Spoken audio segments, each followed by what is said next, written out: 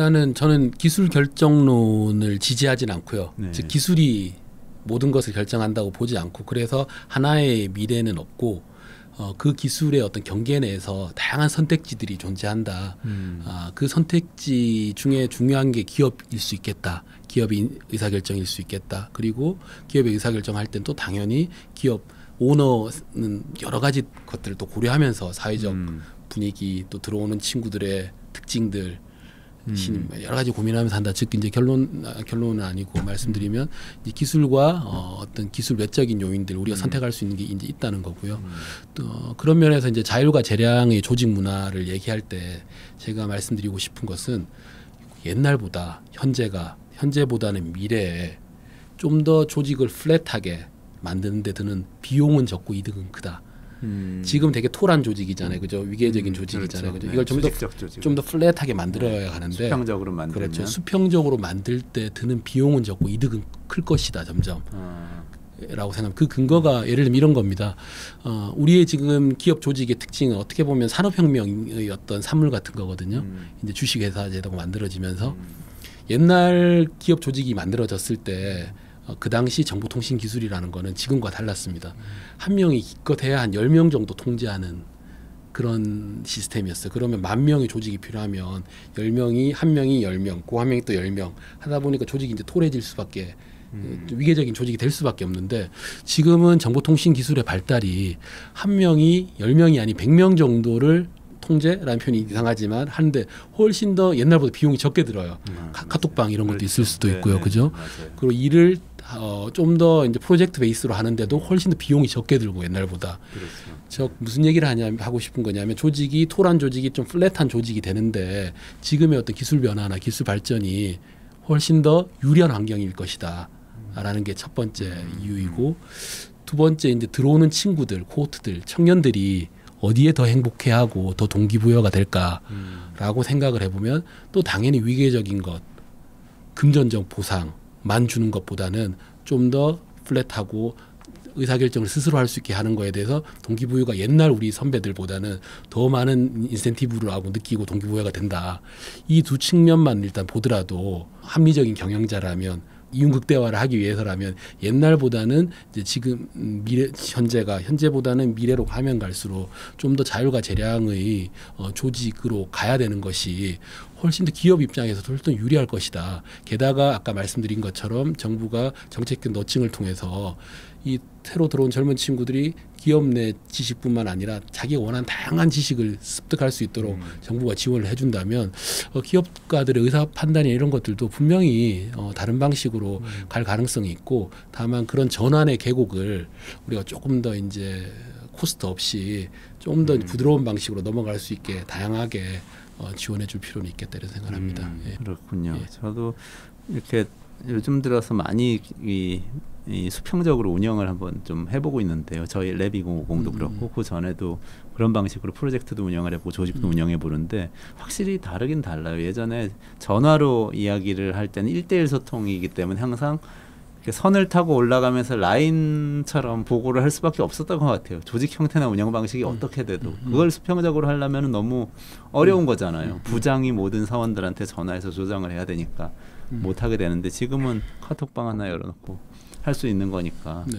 확실히 그럴 수 있는 가능성은 높아졌다는 생각은 드는데 경영자가 훨씬 유능해야 되겠더라고요. 훨씬 유능한 겁니다. 그렇죠. 사실은 위계적인 조직이 아니고 자율과 재량의 조직이라는 건 똑같은 생산성을 내기 위해서도 경영자가 훨씬 더 생각할 게 많고 맞아요. 좀 과장해서 얘기하면 미치는 표현이 같이 일하는 동료들 혹은 직원들이 도대체 무슨 생각을 하는지 어떤 말을 할 때 기분 나빠하고 어떤 말을 할 때 동기부여가 되는지까지도 사실은 다 알고 있어야 되는 맞아요. 그 정도로 이제 예민한 보스가 돼야 되는 거죠. 그렇죠. 어떻게 보면. 그리고 우리 R&R이라고 그러잖아요. 역할 예. 업무 분장도 아주 세밀하게 정확하게 해줘야만 그게 잘 굴러갈 수 있는 것 같아요. 네. 위계 조직에서는 어쨌든 간에 위로 다 종합이 되기 때문에 막판에 종합해서 딱 정리해버리면 되지만 수평적인 조직에서는 이게 역할이 정확하게 분장 안 돼 있으면 겹치고 비구하는 데가 꼭 생길 것 같은 생각이 들더라고요. 근데 그럴 수도 있고요. 그럴 수도 있고 다만 이제 그 사전적으로 모든 걸 의사결정할 수는 없잖아요. 그러니까 제도의 불완전함을 항상 인간적 관계로 뛰어넘어야 되는데 결국은 협력할 수 있는 문화를 만드는 게 상당히 중요합니다. 경쟁적인 게 아닌 같은 조직 내에서. 그럼 협력할 수 있는 문화를 이제 만들어내는 것이 아까 말한 그 제도의 그런 불완전함을 뛰어넘을 때도 이제 상당히 이제 중요하고 또 추가로 뭐가 중요하냐면 4차 산업혁명이 요구하는 어떤 일이라는 거는 사실은 예측하기 어려워요. 어떤 일이 우리 회사의 과업이 될지. 그럼 지금 생각하는 거는 어떻게 하냐면 새로운 일이 필요하다. 근데 내 능력이 그거와 상관이 없어. 그러면 나의 능력은 진부화돼 있기 때문에 새로운 능력을 교육 훈련 받아가지고 여기 맞는 사람이 돼서 생산성 올려야 돼. 이거 엄청 어려운 거거든요. 그렇죠. 근데 그게 아니고 예를 들면 제 능력이 저는 잡을 가지고 있잖아요. 제 잡에서 제가 해야 될 태스크는 1, 2, 3, 4, 5, 6, 7, 8, 9, 10번이 있어요. 이원재 선생님도 예를 들면 잡에서 태스크가 1, 2, 3, 4, 10번이 있는데 요 일이 프로젝트로 왔을 때는 나의 1, 2, 4번과 선생님의 2, 3, 7번을 합쳐가지고 하면 제일 좋고 또 다른 프로젝트가 왔을 때는 또 나의 2, 3번 정도 필요하고 이 사람이 6, 7, 8이 필요하고 쉽게 말하면 태스크 베이스로 이렇게 뽑아내가지고 마치 이제 하나의 사람이 그 예전에는 뭐냐면 이걸 위해서 이 사람에 맞는 또 아큐페이션 하나가 있어서 뭘 대응해야 된다는 접근이었는데 그게 아니고 지금 좀 더 제너럴한 방식으로 문제 해결 능력을 가지고 있고 내 어떤 주특기는 다 가지고 있는 거죠. 가지고 있지만 항상 내 태스크와 남의 태스크를 연결시켜 가지고 새로운 그러면 가상의 인물 하나가 만들어진 거잖아. 사실 일을 잘하기 위해서. 그래서 이제 문제 해결 능력과 협업 능력 이런 게 이제 미래 4차 산업이 중요하다고 얘기하는 게 끊임없이 새로운 프로젝트가 왔을 때마다 새로운 능력을 기르는 게 아니고 비빔밥을 잘 만들어내면 웬만한 재료 가지고는 다 만들어낼 수 있거든요. 결국 이제 자율과 재량의 조직이라는 것이 그런 면에서도 훨씬 더 유리하다.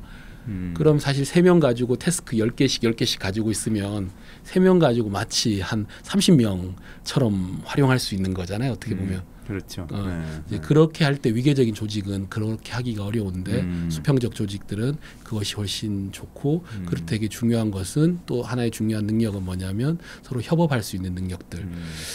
이런 것들은 사실은 일하는 분위기 그 리더의 능력도 중요하고 사실은 노동시장 들어오기 전에 학교 교육에서 어떤 방식으로 길러지냐도 상당히 중요하겠죠.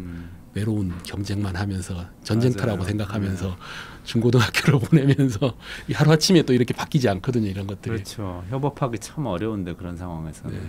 만약에 모든 학생들이 다 같은 과목을 똑같이 하면서 경쟁을 한다면 말씀하신 것 같은 이 태스크에서의 이 구별은 되지 않게 되잖아요. 그렇죠. 그 시너지가 협업해도 시너지가 안 생기니까. 그렇죠. 학교 교육도 바뀌어야 되고 큰 문제이긴 하네요. 연결이 다 돼 있겠죠. 네, 그러네요. 오늘 그 신입이 부장보다 유능하다는 역설이란 글에 대해서 이야기하다가 지금 수평적이고 자율과 재량이 넘치는 일터를 만들어 보자까지 얘기가 왔다가 그러면은 협업할 수 있는 인재를 키우는 학교 교육을 만들어야 된다까지 이야기가 흘러왔습니다. 긴 시간 이야기 나누는데요. 마무리를 좀 해야 될 것 같고요. 일단 결과적으로 신입이 부장보다 유능하다는 역설을 극복하기 위해서는 신입과 부장이 수평적으로 일을 하는 그런 조직을 만들어서 협업을 잘하는 게 좋겠다. 이렇게 지금 맞습니다. 결론이 나는 건가요? 역할이 다른 거죠. 역할이 서로 내 다른 위에 있는 사람이 아니고. 그렇죠. 예.